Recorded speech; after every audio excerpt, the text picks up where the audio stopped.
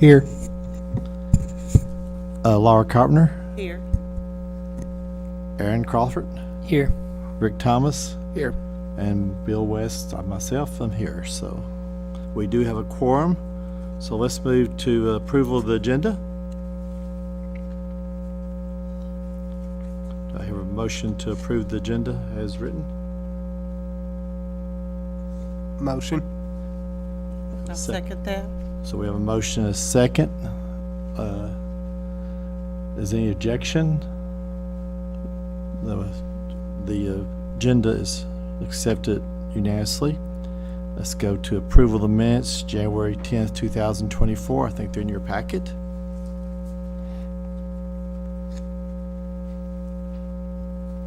Do I have a motion to accept them as they are? I'll make that motion. I second. Got a motion and a second. Any objections? The minutes pass unanimously.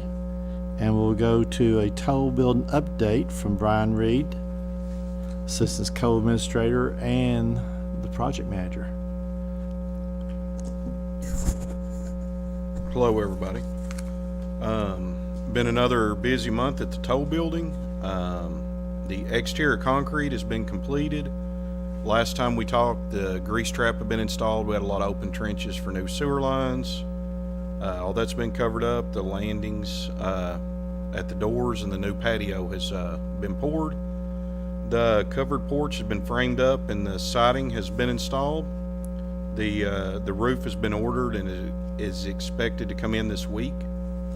The glass doors and windows on the side of the building have been installed, and the two new doors on the rear of the building I think got delivered today. I haven't been back out, but either way they'll be in the next couple days. Most of the ceiling tiles have been installed. About 90% of the interior lights have now been installed. Just some decorative lights and other things that they haven't either got in yet or just haven't got to. Interior trim work and the painting has begun. So got some primer on the walls, a lot of caulk. Crown molding's been repaired and replaced, the areas that was damaged during demo.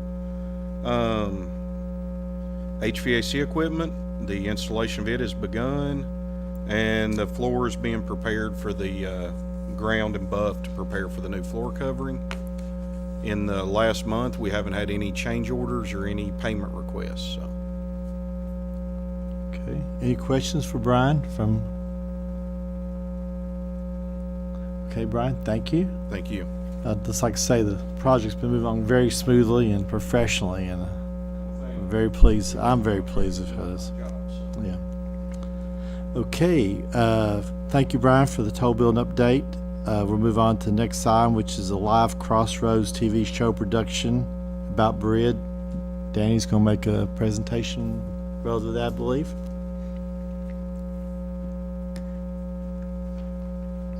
Good afternoon, everyone. So this was a project that we've talked a little bit about in the past couple months, and we're really excited to be able to sort of show you what came to fruition out of this. So Crossroads is a television show based out of Louisville. Louisville is a market that we have really focused hard on this year, to bring in more people that are, not quite so far away that this becomes, a huge destination, but a great, weekend trip. And so we had a couple of gentlemen come, Dalton and Tom. They came and filmed. Donna and I took them around for a couple days, just showing them different things, telling them about the city. And it was really interesting to see what they came up with, because anytime we do something like this, we give them all of the content, we tell them everything that we can, and we hope that they get it, that they fully understand Berea and can represent it in a way that truly reflects us. And I have to say, they did an incredible job. It is 22 minutes long, so I'm going to leave it at that and let you all watch Crossroads.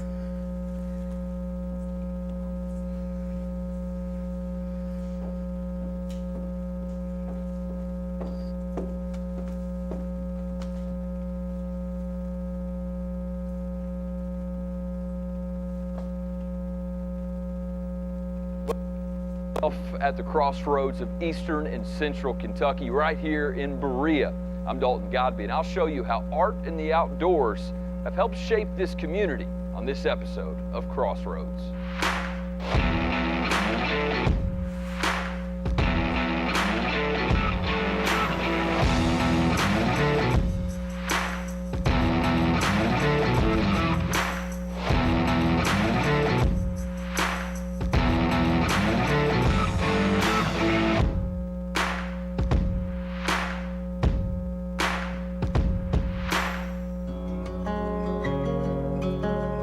Tucked away just off I-75 is a Kentucky landmark where beauty is captured in art and lives on in culture. Between that culture and history is the town's scenic landscape that paints a perfect picture of the Commonwealth. I was on my way to discovering Berea with some folks that know the place better than most. I've come to one of the most scenic spots here in Berea, Owsley Fork Reservoir, and I brought the mayor with me. We're gonna get out of here later and check out all the views right here on the reservoir, but can't ask for a better day in fall to see all of this scenic area. I think when you look behind us and you look at the beauty of the lake and the mountains, and regardless of what time of year it is, the mountains are beautiful to me. These are part of the Knobs region that go around central Kentucky that you can see if you're coming down I-75. You can see that transition between bluegrass and the mountains, and we're right in those foothills right now. As a Kentuckian, when I think Berea, I think about arts and nature. We are the folk arts and crafts capital of Kentucky, so that's certainly a centerpiece, and then Berea College is probably one of the things that Berea is best known for. But the outdoor recreation and outdoor tourism, I think, is something that's growing and will continue to grow. It's beautiful right now, and it's a perfect day to get out on that water in a kayak. Right. And you brought a buddy along with you who's going to take us out there, so I did. I say we hop in and check it out. Sounds good. There's a lot I wanted to do while I visited, but first, Alex Sipple. we wanted to get outside. How you doing? Good to have you. We got to go safety first. Absolutely, the most important part. And Alex is one of our Berea businessmen. Alex has Get Outside Kentucky and has provided the kayaks for us today. I guess he's the right guy to get on a kayak with then. Huh? That's right. He knows his way around. That's right. Well, let's do it. Absolutely. Yeah, gentlemen, just throw those on, zip it up first. The best view of the land is on the water.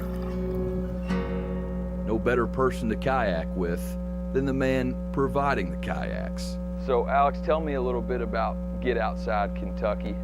I guess now that we're outside. Yeah, totally. So yeah, our main objective is to basically introduce what Madison County, Berea, and the Appalachian Mountains have to offer for everyone here, from tourism to the local community. We do kayaks, canoes, paddle boards, electric bikes for in town. You talk about a golden nugget sitting here in the middle of this lake on a perfect fall day with the foliage about as good as it can be around here. That's hard to beat. Yes. Peaceful, isn't it? It's very peaceful. But most of what you see around us is Berea College Forest. Berea College has a very large forest that's professionally managed. All right, time for an important Berea history lesson while we make our way out on the lake. The city only incorporated in 1890. Before that, Berea College owned most of the land. The private college where students worked jobs around town to cover their tuition was founded a couple decades prior. The college still owns a lot of the land in Berea. Okay, now back to the water. You're allowed to fish on the lake. No gas motors are allowed, but you're allowed to have an electric motor. You can kayak. I like to come with a fishing kayak. Whether you're fishing or not, I mean, you can't beat this. Really, Berea in southern Madison County is where the bluegrass and the mountains come together. And that crossroads is none more evident than at places like Owsley Fork and one of Kentucky's most beautiful hikes, just down the road at the Pinnacles. You're a guy that grew up here. If you were talking to somebody who was thinking about coming to Berea, what would you tell them that they had to do? Paddle Owsley Fork. Paddle Owsley Fork. That's what we're doing, baby. And hike the Pinnacles. I think the beauty of the Pinnacles this time of year, especially, it's stunning. I don't think you can find better views anywhere. We could have sat and talked all day on the water, but it was time to head out. Coming up, I'm headed up in the Knobs to introduce you to a world-renowned potter.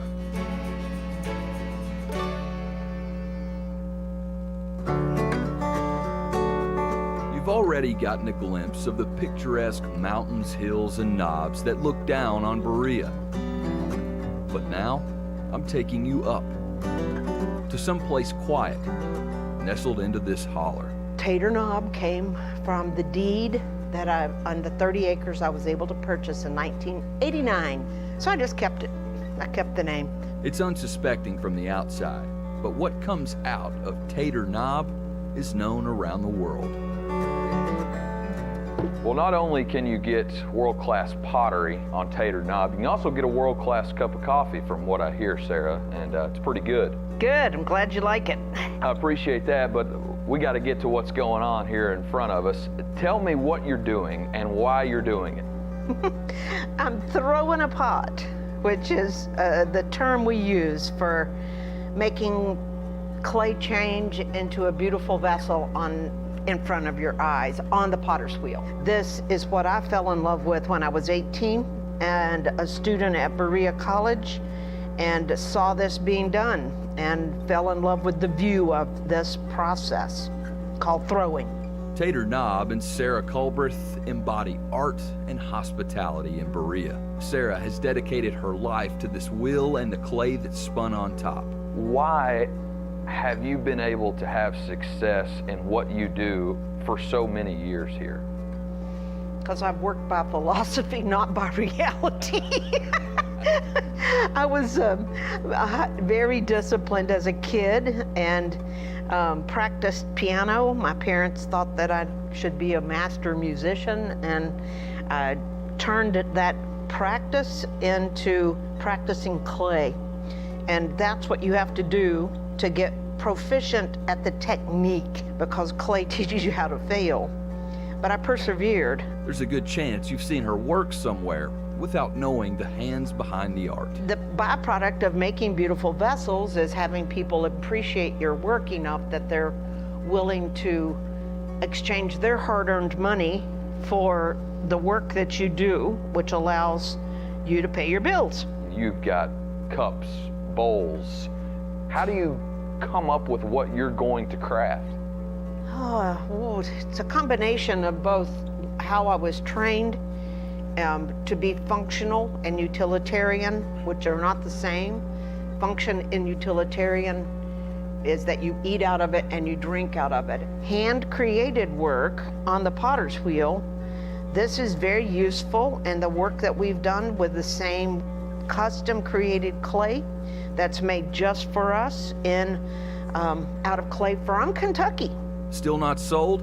Then you must have not noticed how Sarah crafted this magnificent piece in literally minutes. Yeah, that's why people come to Tater Knob. And they make the sojourn out to this gorgeous location in the middle of nowhere to purchase work that they can give and use. So when people break their favorite mug, they come here to get another one, which is wonderful. All right, the master is making way for the prodigy. All right, I've been crafting my bowl here. I need a grade on this. Not bad for your first little baby bowl, sir. Am I ready for the big league? You want to try this? Yeah, I'm ready. All right. Water, action, speed on the wheel, foot on the gas pedal. We're all gas, no brakes. Maybe not a prodigy after all. I needed some help. There you go. Fast speed, sir. Ooh, you've never done this before.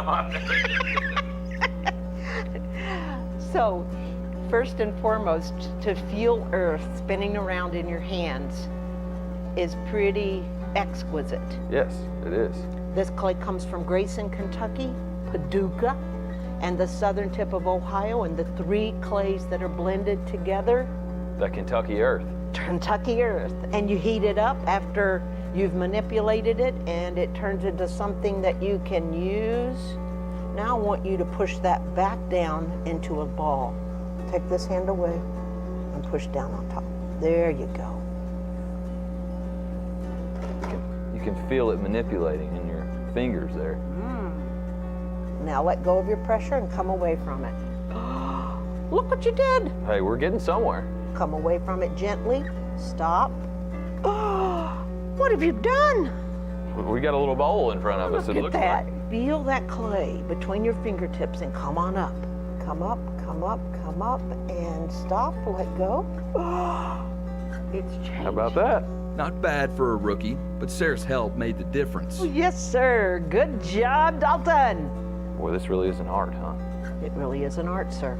Look at you. Then she left it up to me. How about Feels that? good. We're going to do it again. I'm going to a bigger ball of clay, and you just go for it. Dalton, you're a big guy. Arrgh, come on, you can do it. There you go. Oh, off the wheel. So if you push too hard, It rips it off. Yeah. It's too far away. okay. You got to keep yourself back there. I'm struggling, I think. Well, you think? Tough criticism up on Tater Knob. Sorry. That's a really nice bowl, and I want you to keep that, Dalton. Oh, well, thank you so much. We're going to keep that. I worked really hard at it. You've got to stop now. And things really went off the rails, Good I job. think that's the best thing I've done all day. or the wheel, when I did a piece all alone. So even though you've screwed that one right all to pieces, This is, very, you know, this is a real masterpiece. This is a beautiful piece. And I have quite possibly landed myself a job here at Tater Knob Pottery, depending on who you ask.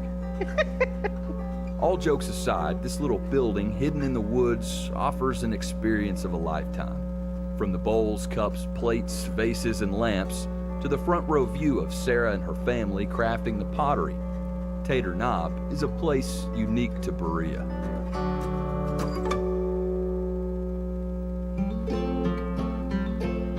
But it's just one piece of the arts and crafts capital of Kentucky.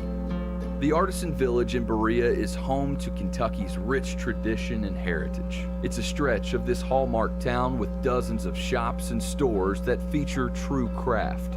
Why have this business, this shop in Berea? Well, Berea is the handcraft capital for us here in Kentucky, so that's where we wanted to be. Plus, we've had connections here for a long time. We celebrated our honeymoon here 53 years ago. And you've been on your honeymoon ever since you came back. Handmade jewelry, art studios and galleries, woodcrafting, and everything in between. What do you like about the Artisan Village and being here surrounded by this arts and crafts community? Oh, it's wonderful because we have buses to come in and different people.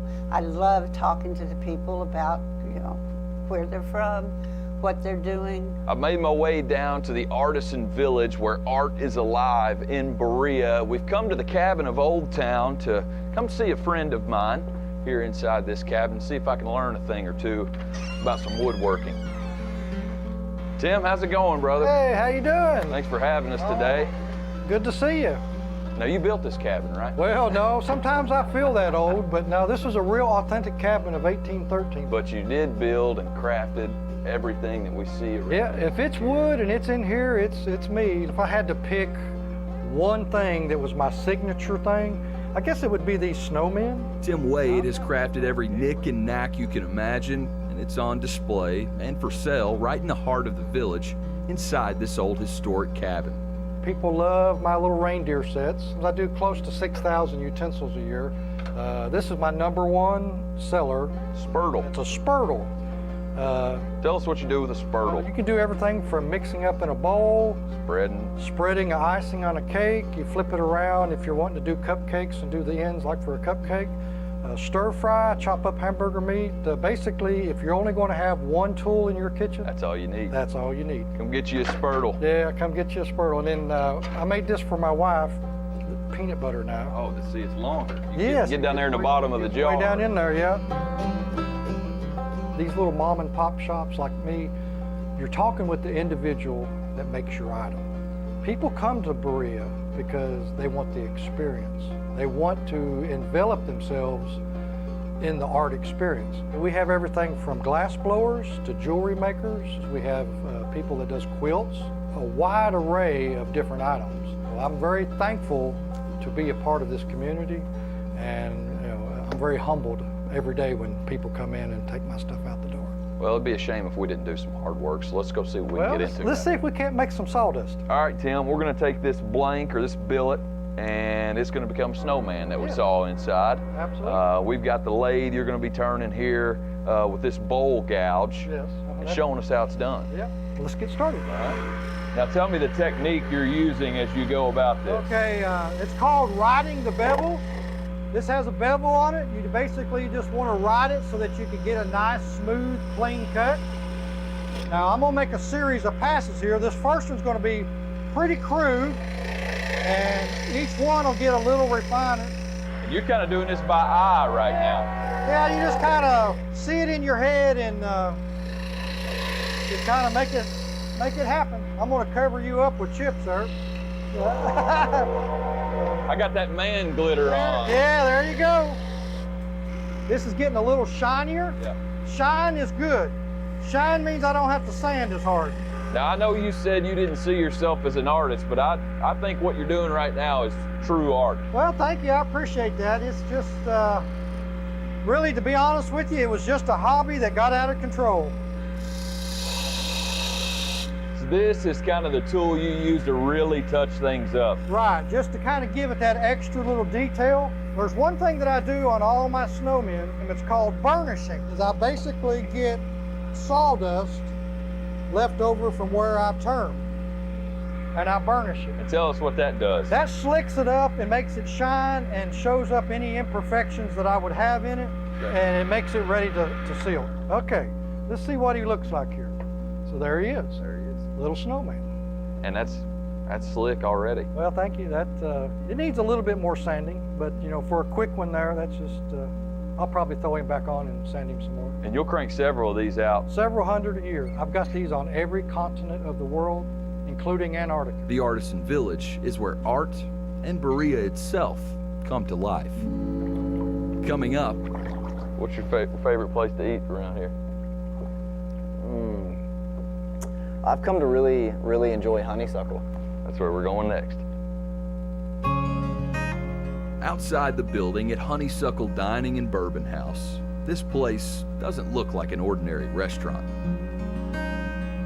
It's a historic factory with a storied past that I'll tell you about right after I get my order in. All right, I'm making my way into the kitchen at Honeysuckle Dining and Bourbon House, where the magic happens, as we like to say. We're gonna have a pork chop coming up here. You're gonna be showing us how it's done. And there's some secret ingredients to this, so we can't tell you everything, but it's good, let me tell you. Coffee grounds. That's correct. One of the ingredients. That is one of the ingredients. I would have never guessed. Why is that?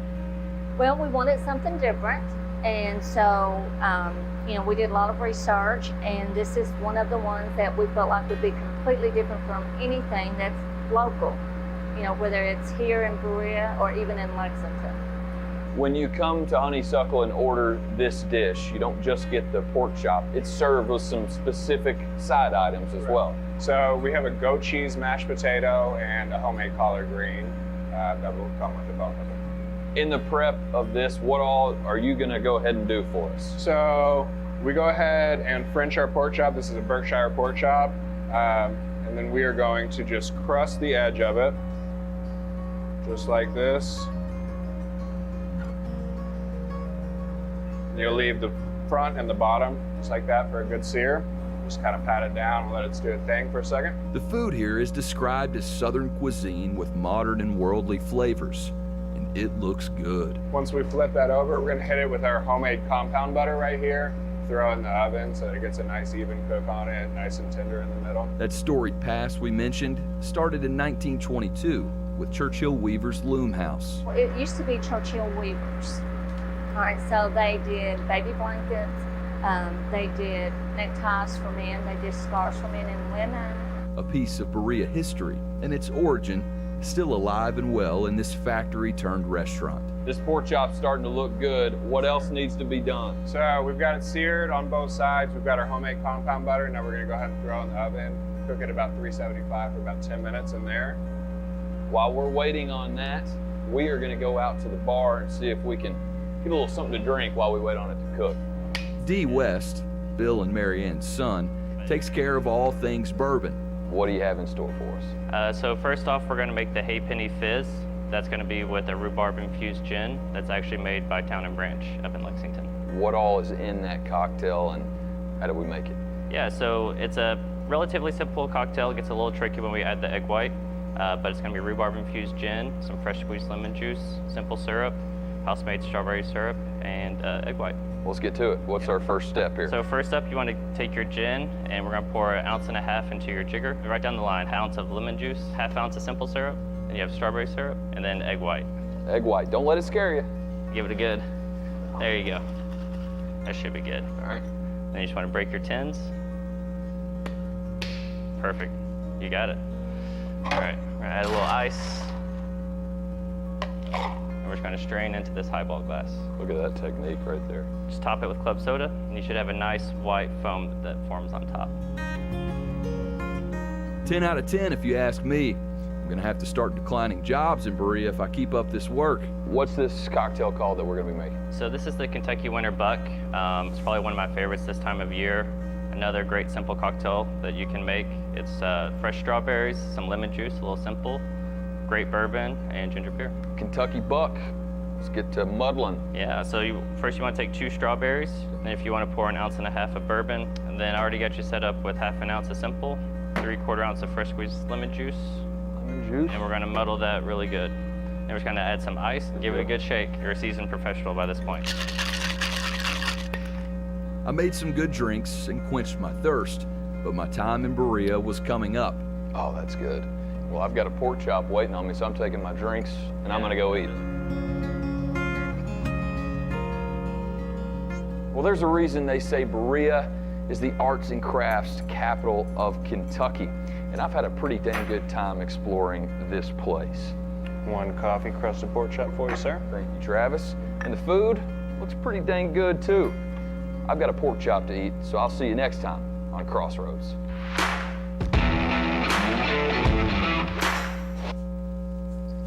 Okay, and that is Crossroads. A couple quick things about that.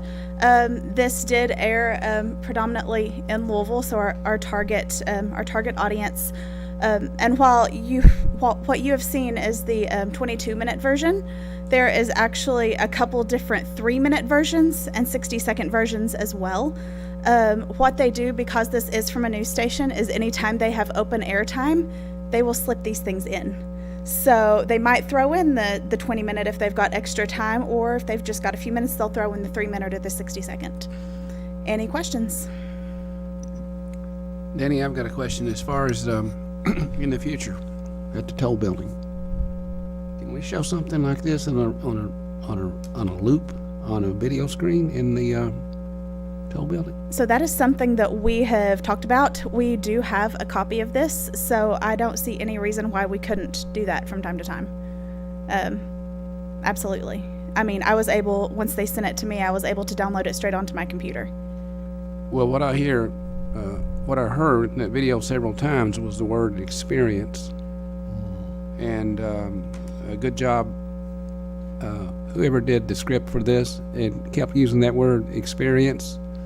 I think very good marketing for Berea. That was all them. I have to give them all the credit for that, because this entire program, Crossroads, is about experiencing Kentucky. It's not just about seeing things or learning things. It's about actually getting in there and doing these things.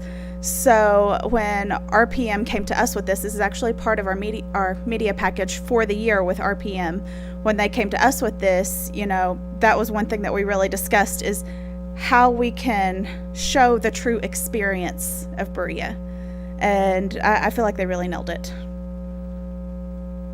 Yeah, I thought they had some really good representatives of Berea. I think Tim Wade did a great job. All of them did a great job. So if the Berea citizens want to see this again somewhere, is there any place they can go to look at it, or do they have to wait for it to pop up on the screen? Or well, you kind of have to wait for it to pop up since it is through a Louisville news station. Mm-hmm. However, if we are able to show it at the toll building or anywhere like that, I mean, we've got access to it on our computers.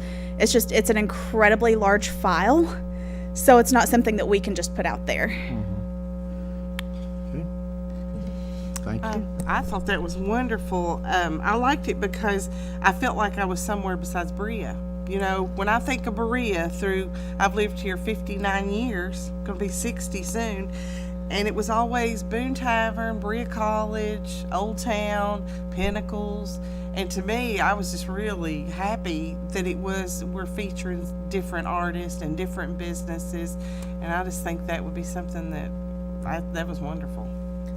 Kind of to add to that, I do have to thank every business owner that had a part in this, because our turnaround time on this was pretty quick.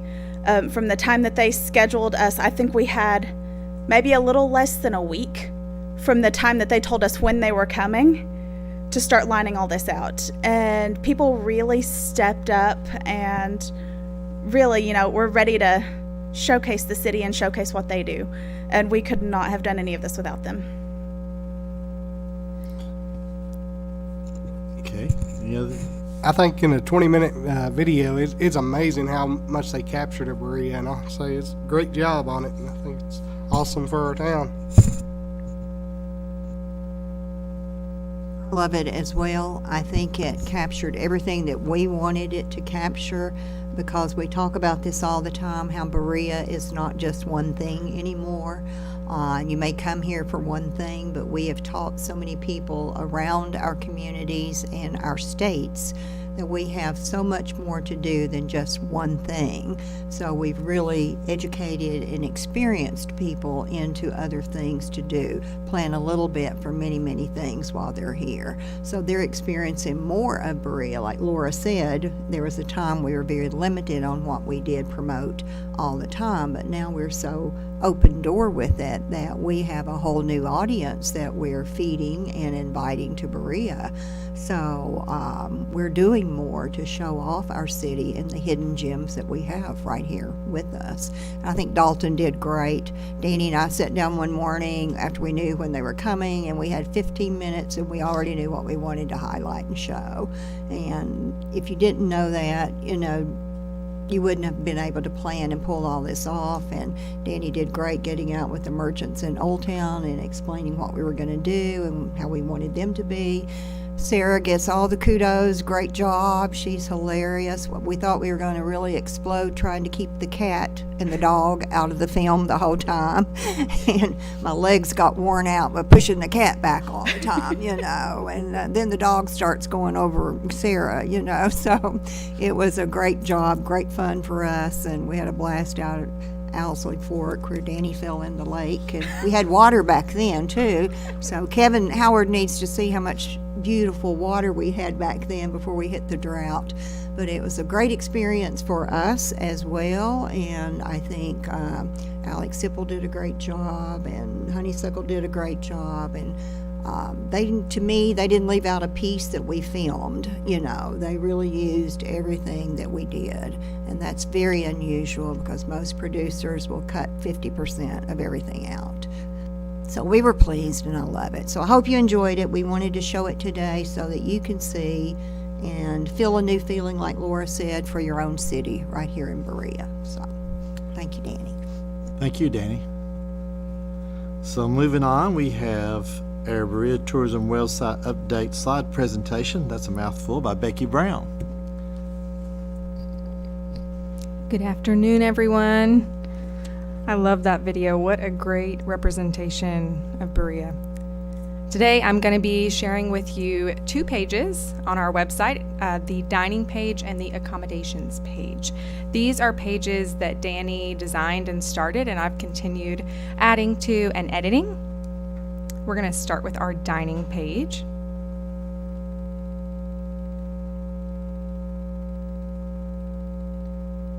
So first up, we have our local fare as you scroll down. The great thing about this is that these are connected to the businesses' websites. So as the businesses update their hours or specials or anything like that, it's going to stay updated on our page as well. I'm going to scroll back up and show you, if we click on one, it brings us right to their page. That is the case for all of our dining options on here. As we continue down past the local fare,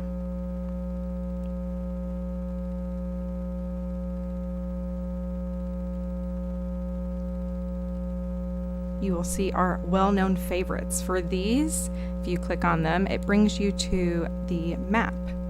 So it shows you the locations of those.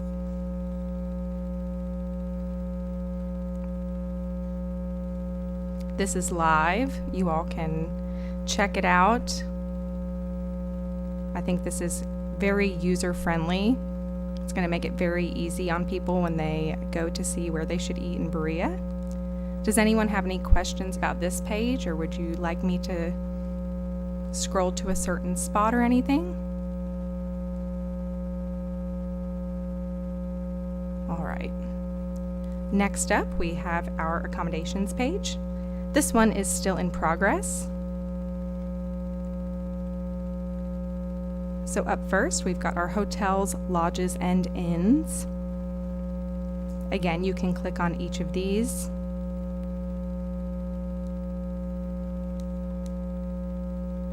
And it's going to bring you to their website.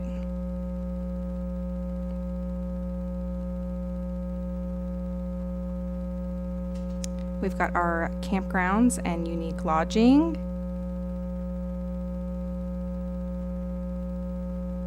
You can also click on any of these.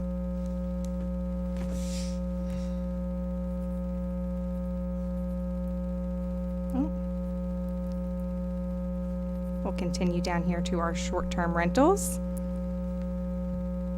There are plenty of these. This is a section that we're very excited to have listed on here.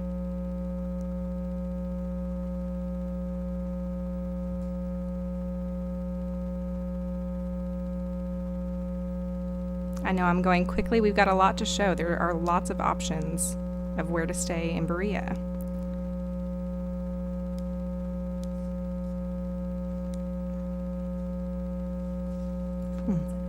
Okay, thank you. So if you click on them, it's going to bring you straight to that listing. Is that the same case for?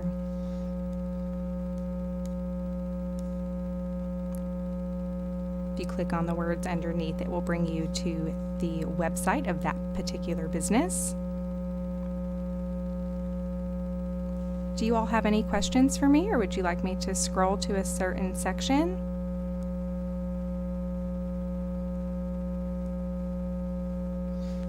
So that can they reserve these hotels and Airbnbs? Yeah. They're from the website? Absolutely. So from our page, it's going to take them directly to the listing, and from there, they can book where they want to stay. So we do think that this will be a great resource for consumers whenever they're exploring where they want to stay in Berea, because it will bring them right to everyone's sites. Any other questions or comments? I just love it. Yeah, I like the user-friendly. it. It's so I mean- user-friendly. I feel like we're like in the right century now. Thank you, girls. Yeah. I was going to mention, would it be possible for certain businesses to be able to get like a little card with a QR code? So like if somebody comes into Boone Tavern and they're asking where to eat and they want to try something else, they can just scan it and take them straight to the page. Is that something you all have talked about possibly doing, or? Yeah, so that's on our brochure already. Is it? Okay. Yes. So that will pull up all the options right there for them. And that way, like we were saying, it stays updated with the times and hours and location, everything like that. As they update it, we stay updated as well. So that's the beauty of this design here. That was one of the issues that we were going through for the last year or 2 years.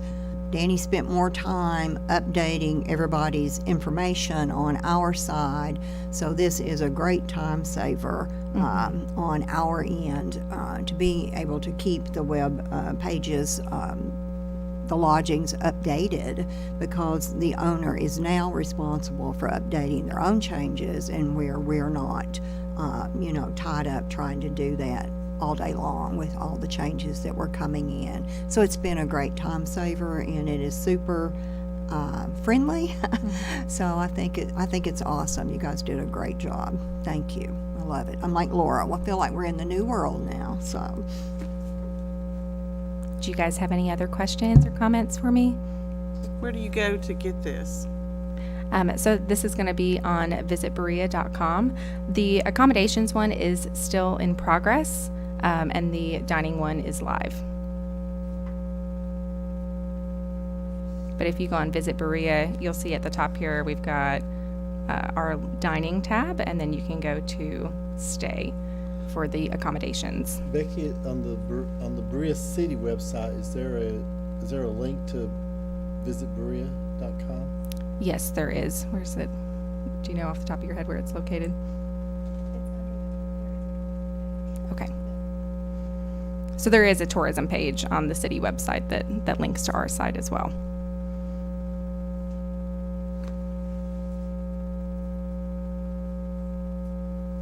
Do you all have any other questions or comments? All right, thank you all so much. Thank you, Becky. Appreciate it. We'll move to the director's report by Donna Angel now.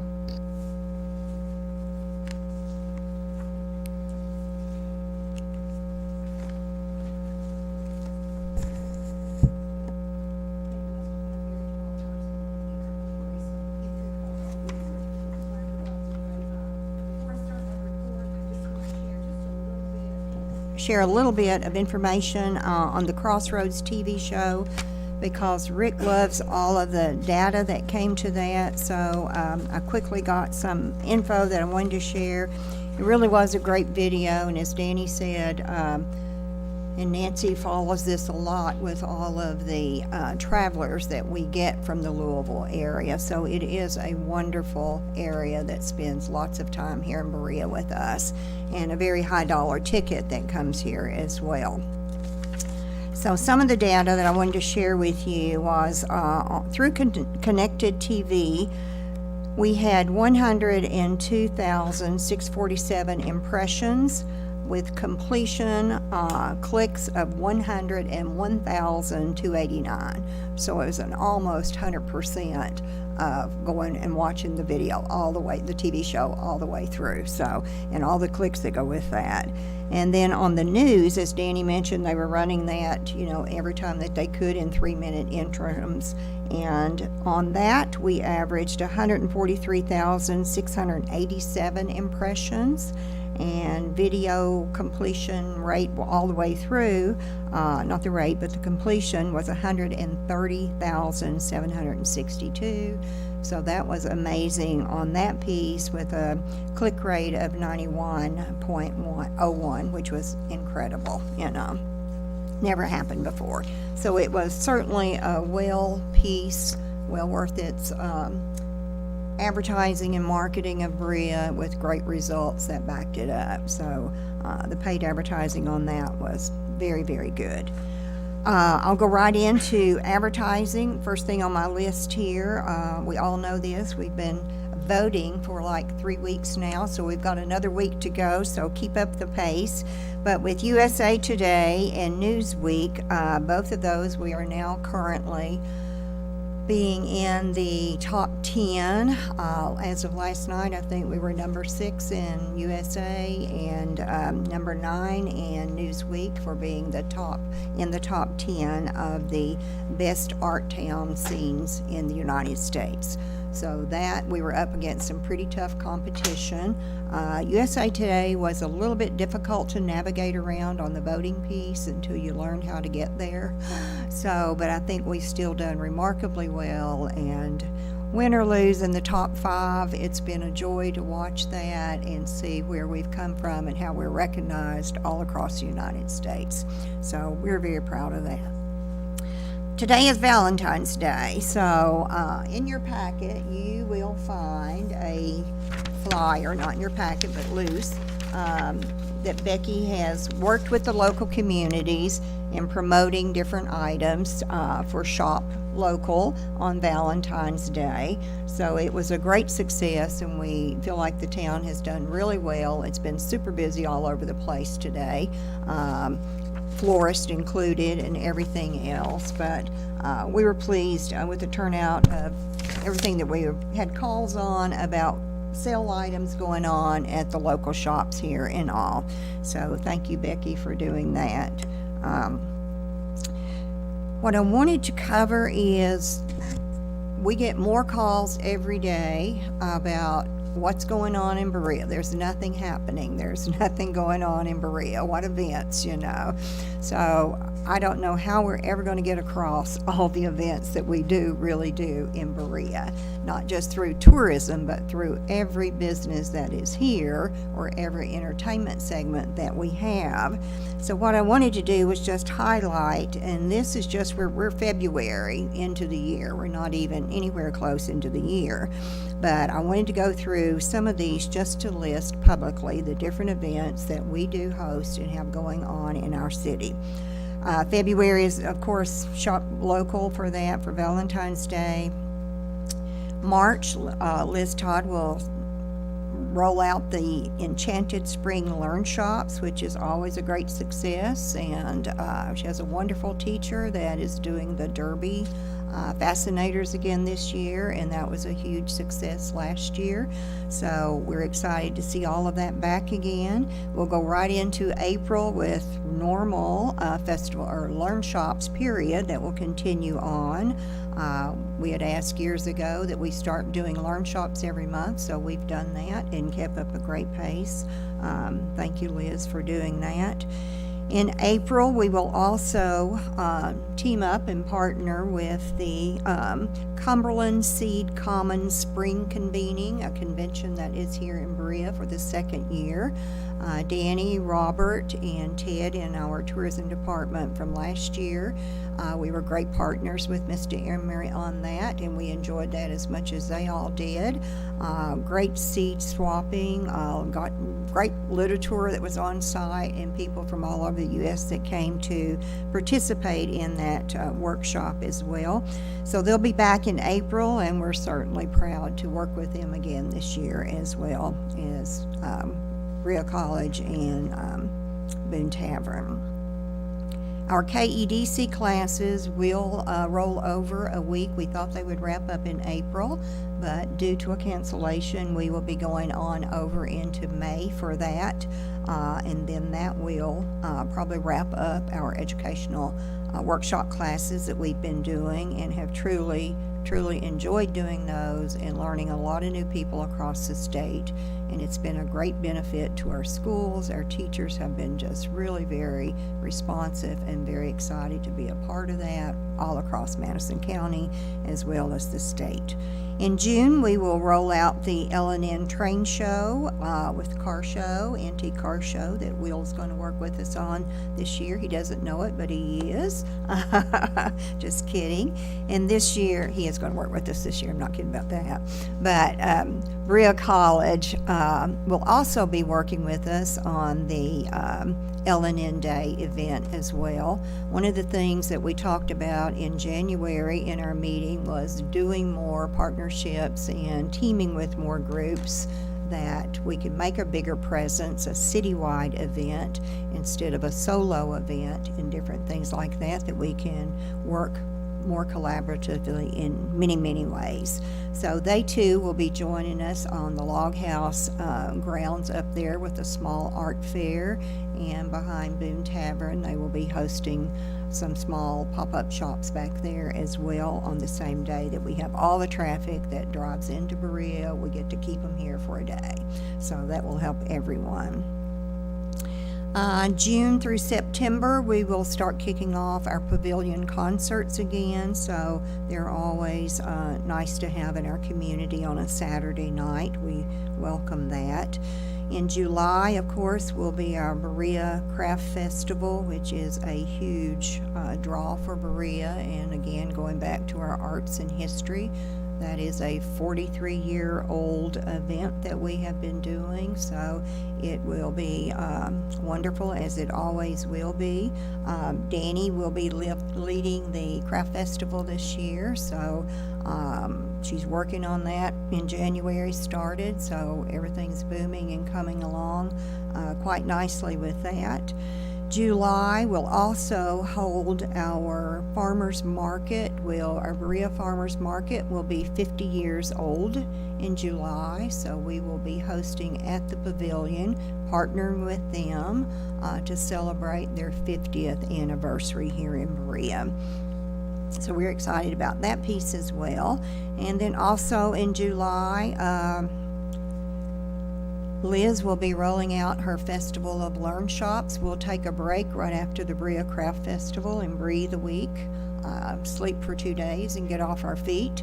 And then we'll roll right into the Festival of Learn Shops, which draws thousands of people into our city day and night to participate in these experiencing classes.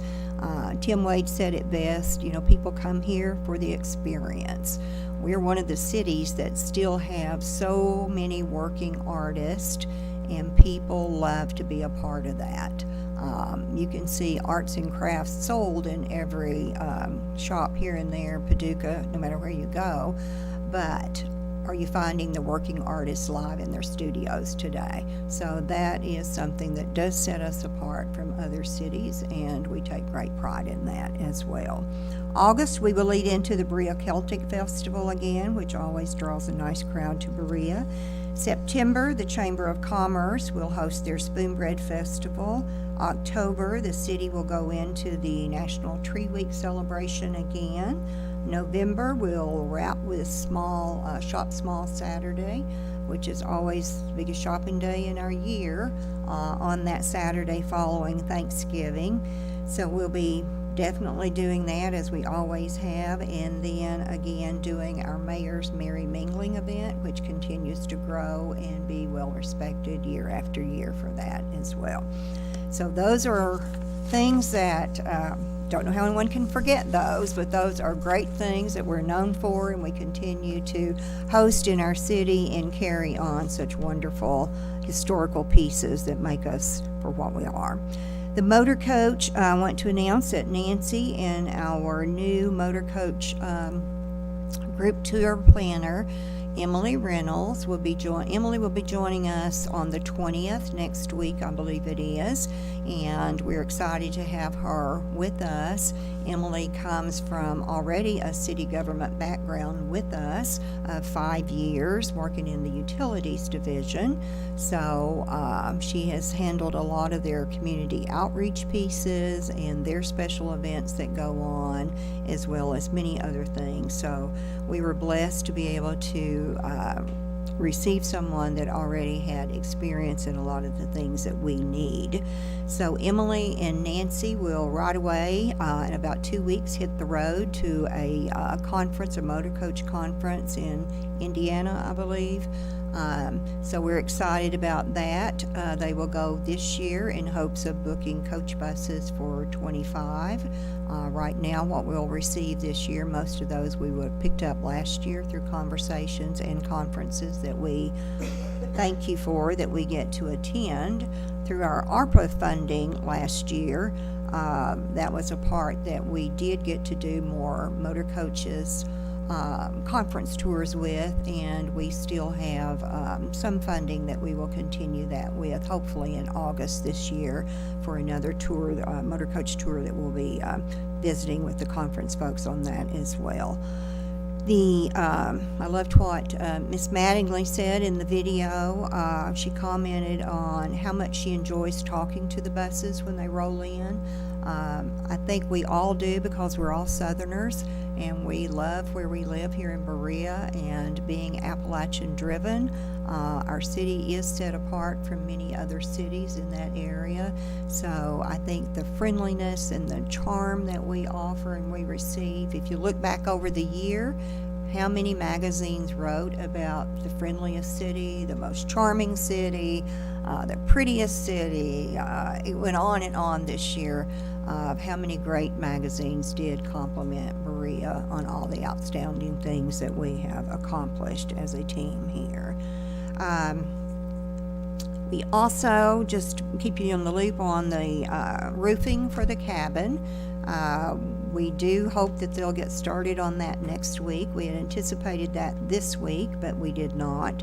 So that should roll in next week, and they should be starting on that. You know, the fireplace had some leaks around that on the roof that had to be fixed before the roofing company could actually put the roofing on. So that has been completed last week, so we are now set and poised to be able to have the full roof started and put on right away, to get that cabin spruced up some there. I want to remind you that our visit with Sam's Engineering is this Wednesday at 1 o'clock at the Old Hotel in Old Town. This Friday. And come if you can. We will just be doing walkthroughs of the hotel and hearing the engineers' thoughts and opinions on where we stand on that, the condition of the building, and what the future might hold for us at that point.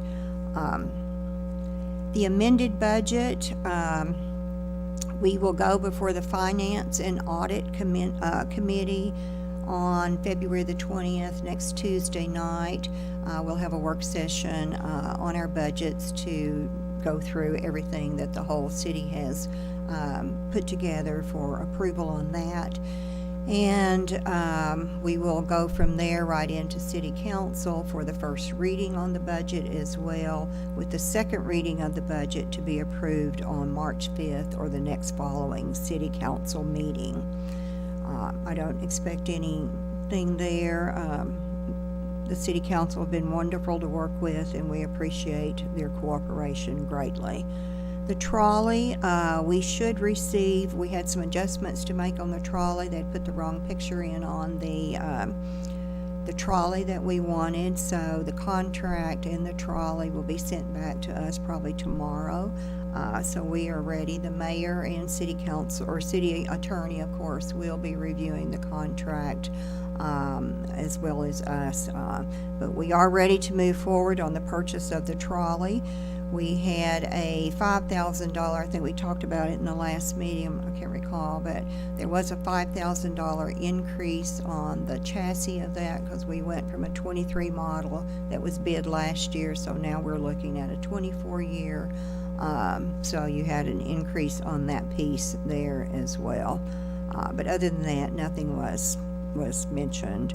We're still looking at maybe a 4-month to 6-month completion project date on the construction of that, since it is a custom-made trolley just for us and the things that we wanted on it and so forth. The concrete flower pots for Old Town, I'm still waiting on the bid to come back on those.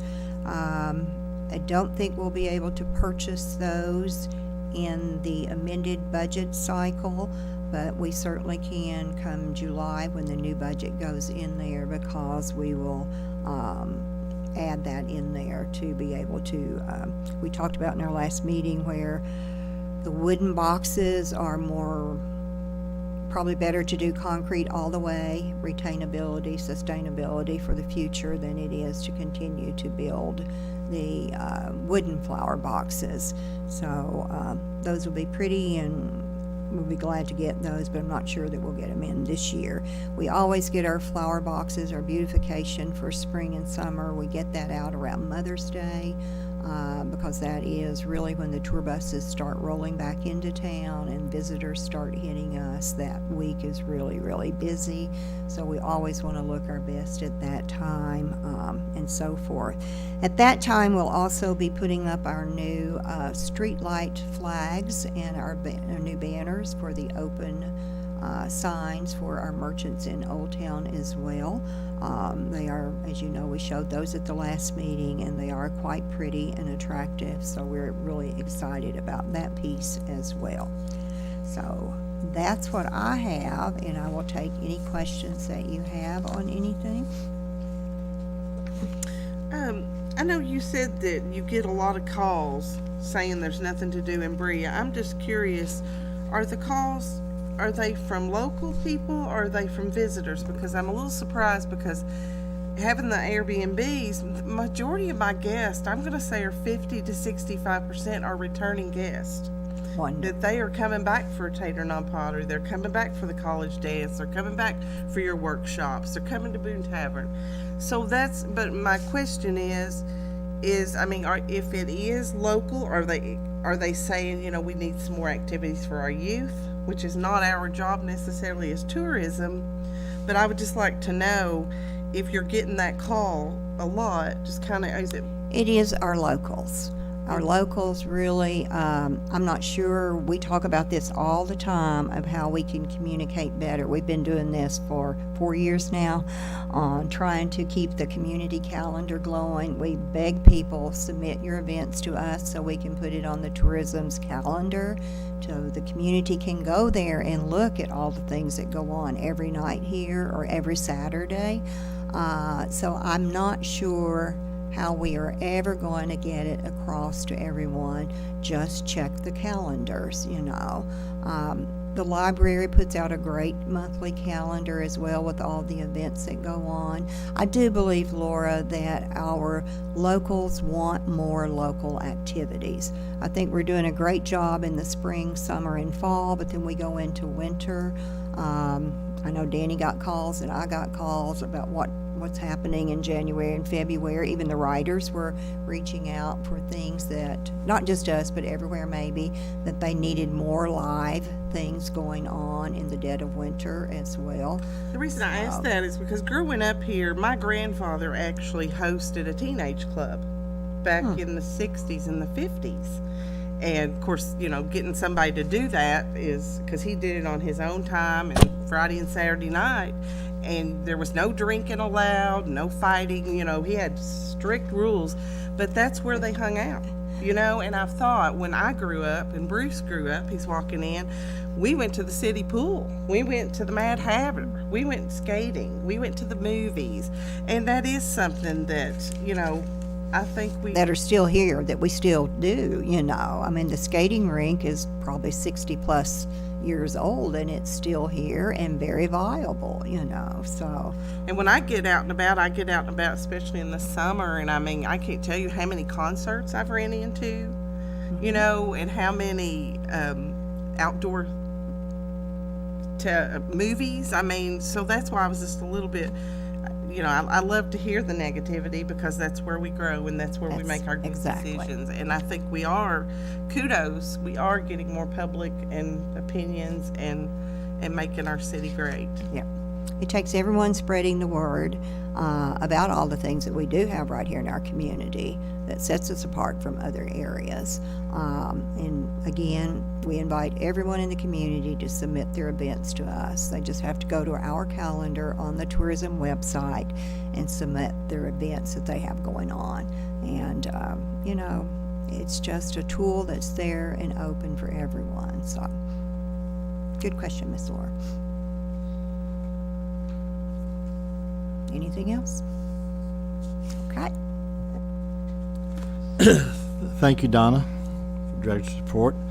Number 9 is the golf course ordinance, which some of us have talked about. This is the second time this has been distributed, distributed earlier for information purposes. And Will, you weren't here. And so I will try to handle any questions, but I think the proposal is pretty self-explanatory. It's a proposal to adopt the Kentucky ordinance, which is already in place. The Kentucky ordinance is already in place. To approach City Council, Bruce is here, about approving tourism, recommending that we get that approved for the city. I think it's my view on it personally is it's very Berea-like. It's very, for what we stand for, it's very environmentally friendly. It's going to lower congestion on our streets. It still makes legal some things that are going on already. There's already some businesses in town, some institutions that are running golf, and individuals that sort of run golf carts up and down the street. Nobody really bothers them, so so evens the playing field. You'll read this in here, but surveys show that the traveling campers really like to pick places that have golf carts where they can travel around. The demographics with money tends to like golf cart destination cities as a way of moving around. Just for clarification, we're talking about street legal machines, so they have to have blinkers, brake lights, seat belts, windshield wipers, and they have to be ran by a licensed individual. So it's the same law that you'd have if you got in your car, basically. Not all golf carts, but most golf carts are electric. So it's much more less environmental footprint in the area. So I won't get long-winded about it. We try to put all that in a chart about every city around us, practically every city. 9 out of 10 have already adopted the ordinance. We're one of the last places that has not. So I would suggest we try to get a motion to accept it after some discussion and a second, see if we can propose this, that our city adopt this. Is there any questions for me or any discussion or any comments? Bill, I'll just say that, the proposal that lays out how to operate safely these golf carts, as you said, there's already some golf carts moving around in the city, and I think this just designates what is a safe, what the golf cart, what does it need to have to be safe to be on the street with automobiles, and also the speed limit in areas that they can travel in. So I think it just gives some guidance to people that want to use those carts, and also to the city police and state police to enforce those rules. So I just think it gives some good guidance that that's already somewhat happening in our city. Bill, if you don't mind, I would like to read, because I thought this was a very thorough, detailed packet that you put together, but I just wanted to share for some that may have not been here in October when we started talking about this, but I just want to read some of the summary of positive attributes that I thought were really good for a community to hear, for us to know about, because the golf carts, the usage of that is a really good thing, and I think I really like it, and it adds another piece of a new thing for us in Berea. The experience. Another experience. Right. There you go. Absolutely. But just to call off a few of the things that I highlighted here, the positives of the golf carts: added convenience and mobility for our city's residents. I think that is very, very true, and they would love them, and it helps them a lot.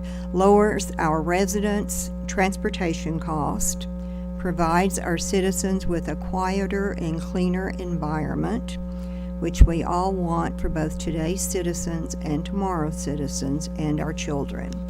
Lowers the traffic congestion, lowers street maintenance cost for the city, aligns us with the surrounding jurisdictions and makes us more competitive, gives our small businesses and craftsmen cheaper alternatives for transportation, provides tourists another reason to choose our wonderful city of Berea as their destination of choice, increases traffic to our merchants, craftsmen, and artists.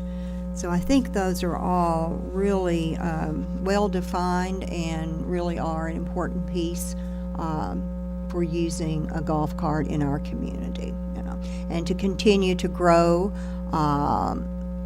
with our Airbnbs and visitors staying over, our campgrounds, our Airbnbs. People do tow those in with them, and they travel with them.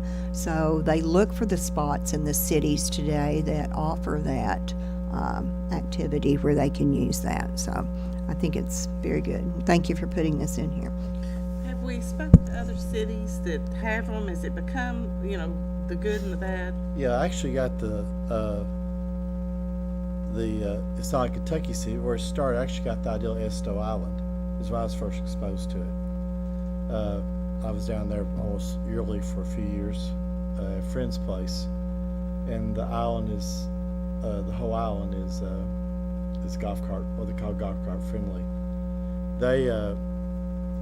So I started talking to the city manager there, and they had nothing really. He said, we have nothing negative to say. So all of our negative expectations were wrong. He said all the positives were right. He said, he said the one thing that really surprised them is it slowed traffic down. He said it slowed the cars down. When you put them in that environment, he said they were so worried about the interaction. He said actually, their speeding went way down, or he said everything went way down.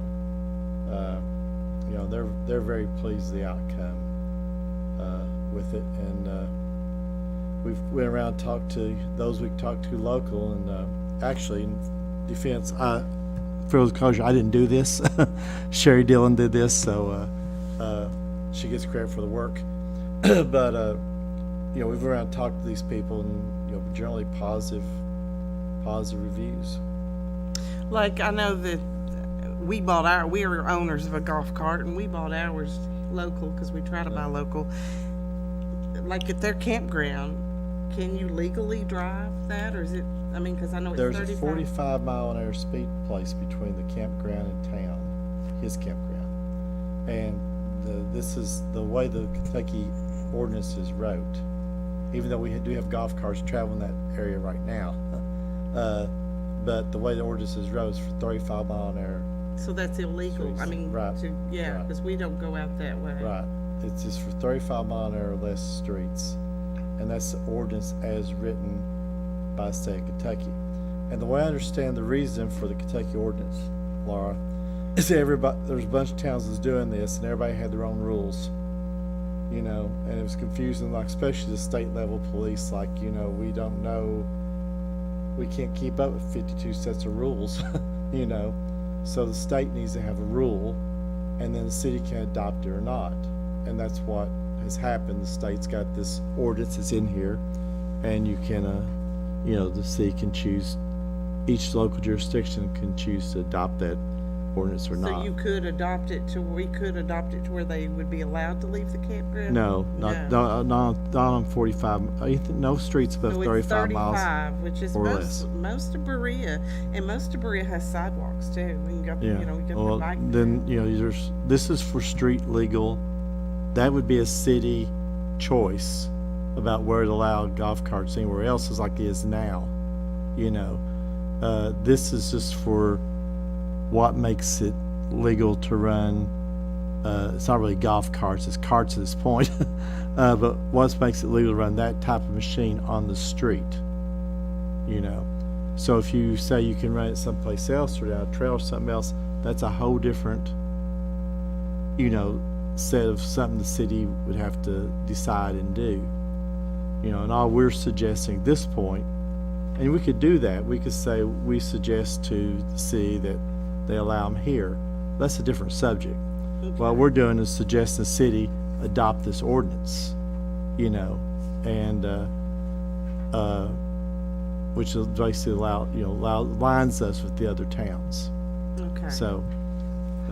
Yeah, I definitely think it's a great thing for our city. I've visited a lot of areas that have this, and it also brings a lot of new businesses to the areas. I know down in Pigeon Forge, there's probably 20 places that rent golf carts, so maybe in the future that would be a thing that would come to Berea, with this ordinance going into place.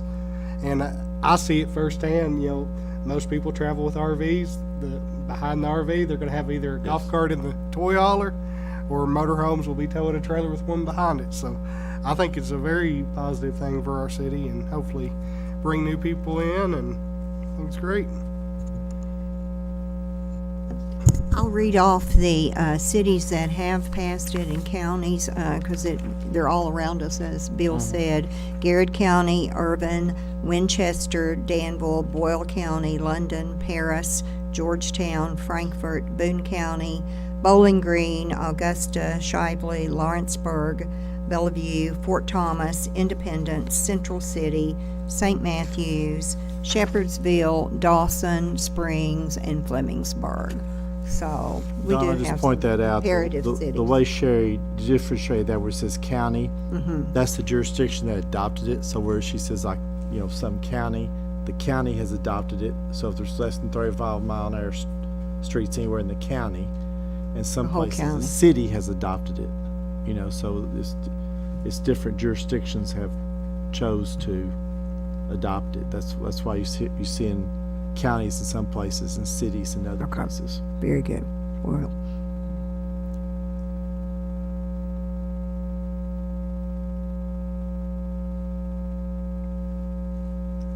Mr. Chairman, you looking for a recommendation to the city council from this body? Yes. I'm looking for a motion that the city council, that the Tourism Commission approach the city council to recommend the adoption of this ordinance. But this would be a city council decision, not It ours. would be a city council decision, right? I make the motion that we recommend to the city council adoption of the proposal that we have before us. I'll second that. So we have a motion, we have a second. Is anybody opposed? So that passes unanimously. We'll approach city, Donna will make a plan on how we approach the city and go from there. Next on the agenda is public comments, and I don't think anybody signed up for public comments. Is there any? Okay, no public comments. Is there any commissioner comments? before we start the commissioner comments, I had asked the ladies to hold their reports so that we could take you guys through the videos and the new website and so forth. So their reports are in your meeting packets for 11 o'clock tonight when you can't sleep. You might want to read some good information about Berea, read it. But anyway, that's why they're not giving their report today. They'll be back on target next month with us, but we wanted to save the time. And plus, it's Valentine's Day, and everybody said they wanted to do something fun tonight, so. I just want to stay out of trouble tonight. I think we'd all like you to stay out of trouble tonight, Bill. Any commissioner comments? I'd just like to say, with the Crossroads video, I was impressed with it. I think it's a great thing, and I really like the changes to the website. I think that'll make it a lot easier for people looking to visit Berea to have a kind of one-stop shop to get to the other website. I think it's great. I was going to say, too, I think the website's also a good tool for local people because, like you're saying, people are always looking for something to do. They say we don't have enough local restaurants or enough, and there's plenty on there. I see them. And then I think it would be great if more local people could see that video, the Crossroads video, if there was a way to make sure. So I don't know how, I know you said it's a really, very large file, so it's not something you can just throw up on Facebook. But if there's a way to get that out to the town, I think that'd be great. I want to thank you for this page, and I have to admit I'm on tourism, and I see some businesses that I had no idea were in this town. That's not good. I thought I knew it all. But it would be, is this something you all are thinking about doing for every holiday, or is this just a one-time thing you did?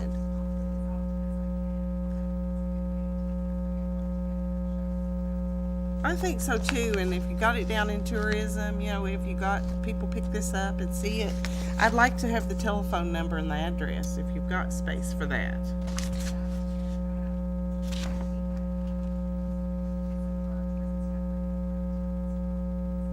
Yeah, and I just think that's really, this is just community for our local artists, and our businesses that we do care. And in Berea, and that we're taking the time to make them feel special. Well, I just like to comment. I think a bunch of exciting things going on. We're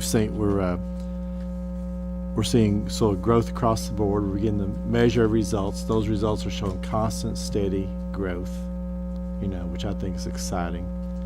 and we're getting a lot of this communicated. To your point about the restaurants, we have we have as many individual restaurants, not chain owned, as a lot of the bigger cities around us, you know, and we're seeing those people.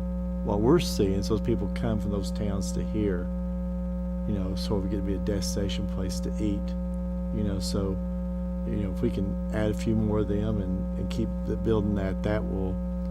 I just think that there's a lot of growth going on. There's a lot of opportunity, and as me and Rick was talking earlier in the week, and me and Don, this experience, we got to sell the experience, the whole experience, and then come here and have all sorts of experiences and base here, and go out these things that are going around Central Kentucky. This is a wonderful place to sort of make their base. I think the more we can communicate that, the more this growth we'll have, and I was really pleased with what's going on in the city. Nobody else has any comments? We'll ask for a motion to adjourn. I'll make that motion. I'll second. Got a motion and a second. Any opposed? This Wednesday, February 14th meeting of the Berea